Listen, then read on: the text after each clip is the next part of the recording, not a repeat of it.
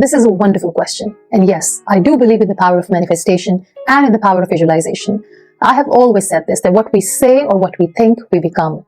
Our thoughts, our words, our imagination, and our visuals, whatever we try to envision, all of that create totality of our reality. But having said that, let me say this loud and clear, that manifestation and visualization are two tools that can help you achieve your goals. But dreams and ambitions don't work unless you do. I can sit in my room and I can manifest things all day long, but I know this, that it's not going to help. Manifestation is not enough. In order to achieve something in life, you have to work hard for it. You have to invest each and every ounce of your energy to achieve that goal. Your attention to intention matters. Your consistency and your passion to achieve something matters. So yes, I believe in manifestation, but I also believe in hard work. How to deal with loss is a really important question. There is no single soul on this planet Earth who has not experienced loss or any kind of grief that comes with it. We all have a fair share of dealing with grief and dealing with loss. In my personal journey, when I lost the ability to walk and when I lost the ability to become a mother, I was devastated. People used to say, time is going to heal you, but I used to disagree. And I disagree with this statement till date. Time does not heal us. We heal us. We heal us by realizing that it takes immense amount of courage and strength to acknowledge that we all have to learn to coexist with loss, to coexist with grief. No amount of success can fill that void that comes with losing health or our loved ones. Nothing can replace that. But with time, we slowly and gradually learn to coexist with loss. And yes, the grief that comes with loss can visit us anytime. It visits me too, quite often. So what I do is, instead of pushing it away, I sit with that grief, I cry with grief, and then I let it go. And that's the only way to move forward.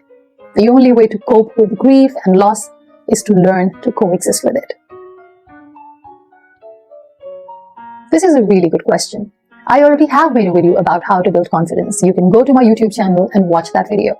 But in this video, let me answer this question in a very short and precise way. No one is born confident. You don't get it, you don't inherit it from your family. You have to learn the skill with time. It's a soft skill that anyone can learn with time. All it takes is a lot of practice and a lot of self-belief. Confidence doesn't mean that everyone around you appreciates you or admires you. Confidence means that even if no one around you appreciates you and supports you, you're still going to be okay. And then there is a misconception about confident people. A lot of people think that confidence is loud, but reality is quite the opposite. Insecurities are loud. Confidence is silent. To err is human, and to forgive is divine. How sad it is to see that it's so much easier for us to forgive other people, those who wrong us. But when it comes to forgiving ourselves, we are sometimes too hard on ourselves. The most difficult thing to do is to forgive ourselves. If we continue to focus on all the wrong things we have done in our life, we will never get time to make things right. This question is beautiful, and this reminds me of a very powerful quote which says, make mistakes and learn from them, but never regret them. Because the most difficult and hardest thing to carry when we grow older is regret. So instead of focusing on what you have done and why you have done it, focus on what can you learn from it. My mother is my biggest inspiration. This goes without saying. I mean, all that I am and I aim and hope to be, I owe it to my mother. She is the most beautiful, most kind, considerate, and present human being I've ever seen in my life. And the way she's so consistent with her empathy, generosity, kindness, and presence, the way she's always willing to help and serve people, it's just unreal. Because of her, I want to be a better person. Because of her, I want to become more empathetic and more kind and considerate to myself and people around me. So yes, my mother is my biggest inspiration, hands down. This life has taught me some really powerful lessons, and one of the biggest lessons I've learned so far is that our life purpose has nothing to do with us. It's all about what we do for other people. You see, we came in this world with nothing, and we will leave with nothing. So it's all about what we do in between.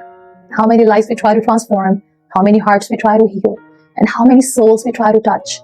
That is what life purpose is all about. It's good to be called a human being, but in order to honor this title human being, we have to serve people around us. My mother always says one thing, that when you try to help someone unconditionally, without expecting anything in return, God has his way of paying back, and God never forgets. All that compassion and empathy will come back to you when you least expect it and when you need it the most.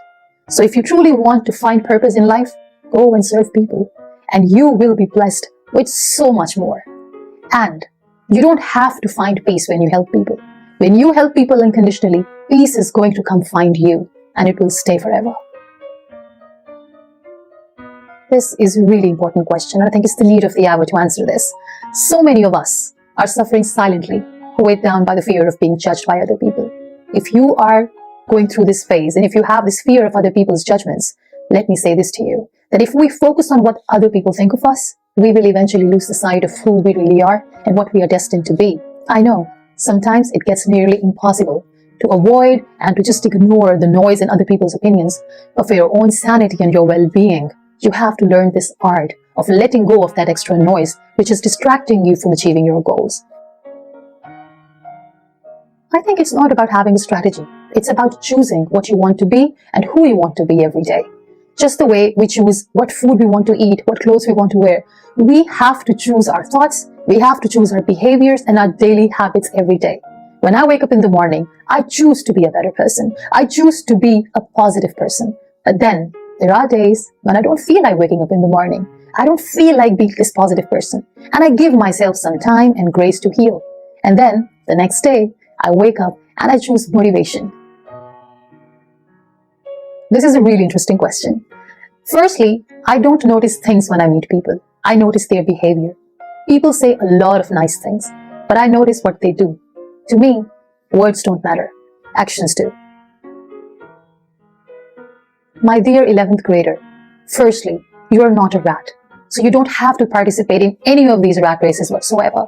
And can I say this, that I'm really sick and tired of this ongoing toxic competition which has destroyed so many lives and it has killed so many dreams. You are your biggest competitor. That's it. You don't have to compete with anyone around you. All you need to do is focus on your self-growth and be a better person. That's about it. Well, the best thing about being a motivational speaker is that you get to travel around the world and you get to meet the most positive, incredibly talented and purpose-driven people. And even more so, as a motivational speaker, I've realized that it is so beautiful to know that your life story can change so many lives and you can be a small part of someone's healing journey. I've also seen that how, because of human stories, we can connect with other people on a deeper human level. And it's always a pleasure and honor to hear from people saying that because of your story, we're not going to give up. So to me, motivational speaking is not just a profession. It's a blessing, it's an honor, and it's a privilege. To me, being significant is a lot more important than being successful. What kind of legacy do you want to leave? And how would you like to be remembered? These things matter to me. And I've always said this, and I'll say it again, that name, fame, titles, accolades, they will come and go.